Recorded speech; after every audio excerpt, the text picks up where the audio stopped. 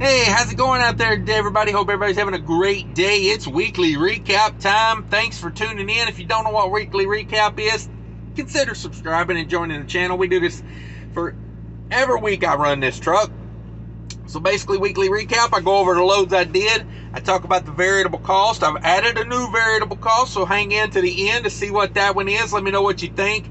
I think I probably should have had this one added in a long time ago to help people with a little strategy, little numbers. We'll talk about it when we get there. A few quick things about weekly recap. I'm leased to an 80-20 split carrier that I do not talk about. They cover trailer. I pay for reefer fuel, but they pay for everything regarding the trailer. And what else? At the end, you'll hear me say this is the money left to do what I have to do. That's where you plug in your fixed cost, your truck payment, your things like that. If you have, truck payment, you got insurance. You ain't in the game without insurance. So you would plug those in there. We don't put these numbers out to brag. And I say we as in this guy. I don't put them out to brag. A lot of bad weeks, I show them. I don't care. Like I say, I'm not here to impress people. I am here to put these numbers out because there's a lot of people that would like to know kind of what you make as an owner-operator and the risk involved versus, rewards. So I try to put it out there for you. That's what we're doing here. So if it's something you're interested in, like I say, join the channel, subscribe. Let's get into talking about this freight we pulled.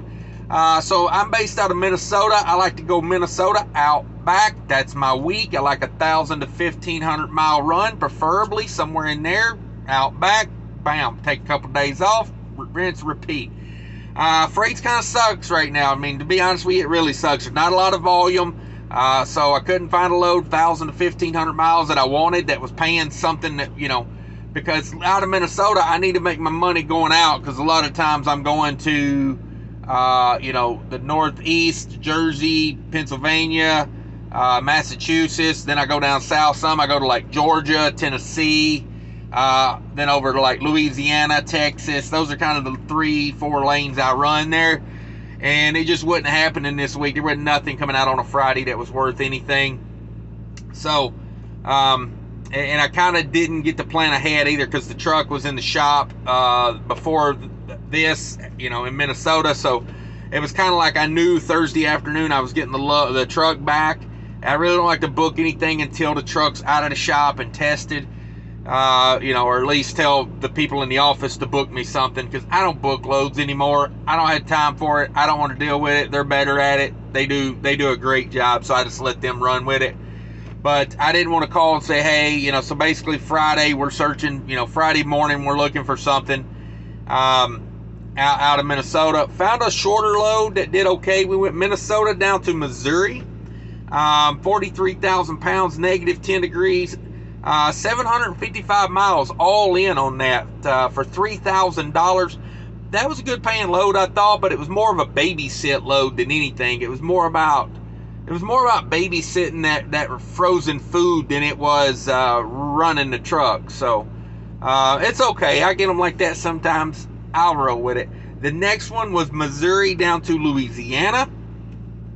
And that load was 757 miles all in, 39,000 pounds, 33 degrees on that load. I think it was 33 or 34. It was right in the low 30s. That load paid $2,400 into Louisiana. And then we ran Louisiana over to Mississippi, grabbed a load out of Mississippi. Not a lot of deadhead on that load, honestly. It was just, right across the border. And that load was coming straight back to Minneapolis, and it weighed 40,000 pounds, and it was $1,237 all in on the miles on that, and that load paid $3,000. Making it tough out here. I would say I had to push that load to get it back. Fuel economy wasn't great, but it wasn't horrible, but it wasn't great either. And that really put me in a position, because it's like I put a lot of fuel in on that load, basically, to run that at 1197 on the loaded miles on that was about every back road you could imagine. I mean, of 1,200 miles, I'd say maybe 500-600 of that was freeway, and the other 500 to 600 was U.S. highways and state routes, and not fun. Not fun at all. So it is what it is. There's the 3 loads. We went out, we went back. That took a full week. That was a 7-day journey. Even though it felt very rushed just to go down and back, very rushed. So it is what it is. Not a ton of miles for a 7-day week. It just felt rushed. I don't know. The way they're scheduling these loads these days is blowing my mind. Like, it's either like that first load, 664 loaded miles, picking up on a Friday afternoon, delivering on a Monday. It ties up my whole weekend on 664 miles, which it paid good enough that I didn't care. But my thing is, then I go pick up the next load, and it's more miles, and they literally want it there the next morning. Picked up in the middle of the day, and they wanted it there the next morning, 700 miles away. It's like, come on, man. What are we doing? What are we doing? Showed up a little late on that one. They ended up taking it off, though, the place. I was really surprised they took it off at the grocery warehouse being late, but they did. No late fees or nothing. Praise God. You know what I'm saying? So that's the week. $8,400 total gross revenue on that. My 80% is going to be $6,720. And we come over, that's 2,749 all miles. That is 2,560 loaded miles. That's 189 empty miles. That is 7.3% deadhead miles. Woo! Come on with it. Not bad, but boy, deadhead really hurts these days with fuel costs where it's at. We're talking all miles, 305 all miles. I can live with that. I can make a profit at that. I know the video I did a couple weeks ago about what is cheap freight. A lot of people saying they ain't gonna run for under $3, and I'm like, are we talking averages? Because every load's not going to be $3 a mile. And as I said in that video, the strategy of sitting and waiting for a better load, there's 100 other drivers doing the same thing. So to me, that I don't like that strategy, sit and wait for a better load. Because if you're in a market where the freight just doesn't pay well coming out of that market, then who's to say you're going to get a better paying load? And if you do get a better paying load the next day, it's probably going into a worse market. I don't know. It's one of the strategies. It's like my last resort is to sit and wait another day on a load. But anyway, 305 all miles, my 80%, 244 a mile. Definitely a little tougher to be profitable these days, but we're doing it. 328 a mile on the loaded miles, so not a bad average, not bad at all. But it needed to be a good average because we babysit a frozen food load over the weekend, so reefer costs are up. You see my strategy there. So let's talk diesel. Now, if you don't know, I recommend the Mudflap app and the TVC Pro Driver EFS card. They're both linked in the description below. Go down there, check it out, call TVC, give them my number. It gets me a little bit of money for recommending it. I really do like that card. It's got a lot of benefits with it. And of course, I'm the OG Mudflap. I've been promoting that forever. I really dig Mudflap. I bought fuel on Mudflap just 2 days ago. So I really like Mudflap. I like having no fees. I got all these fuel cards that just fee. Mudflap, ain't no fleece on there. You know what I'm saying? But anyway, 1976 on diesel. Yeah. Almost $2,000 on diesel. Almost $2,000. Absolute madness. I had weeks last year where my fuel cost on a to Pennsylvania or to New Jersey and back was less than $1,000. It just ain't doing it this year. Anyway, that hurts. So check out those fuel savings if you want. They're in the description. A lot of other things in the description too. I recommend you click that button while you listen. Reefer fuel, 168 on reefer fuel. You know, the load coming back was 55 degree continuous, but 55 degrees continuous, not that bad because it's 55 degrees. It basically just runs the fan a lot. You're not really cooling the air a whole bunch.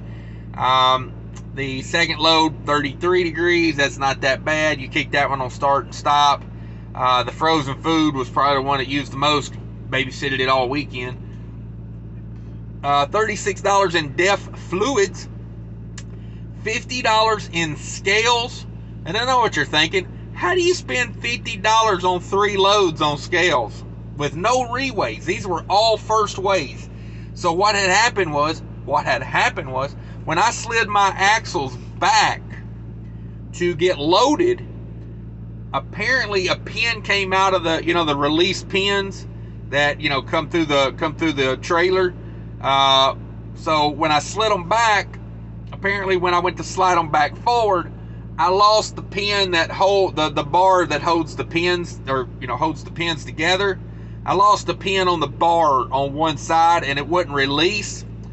And I went and scaled it, and at the time I just had to get rolling. I had to get out of Mississippi. The truck stop I stopped at to scale the truck, I did not want to be on the ground trying to fix that trailer at that truck stop. I was over by about 400 pounds on the drive axles. So I said, you know what? I'm just going to go with it. And then when I stop, when it gets cooler, number one, because it was like 1,000,000 degrees and the pavement was hot. And I said, what I'll do is when nightfall happens, because I was going to drive till like 2 in the morning. I said, once nightfall happens, about 10 o'clock, I'll stop somewhere. I'll put a bolt in that. And I actually used an old padlock. I had a long shank padlock. Works great for that if you're ever in a pinch. You ain't got to lock the lock. Just put it on from the top side. That way, when the lock falls down, it'll hold itself closed. So basically what I did is, once I stopped and got, you know, where I thought I was legal, I pulled around and scaled again. So I had to pay for 4 first weighs on this week. So $50 in scales. Total variable cost, $2,230. We bring over my 6720, and you subtract that 2230, and that leaves me $4,490 left to do what I have to do with.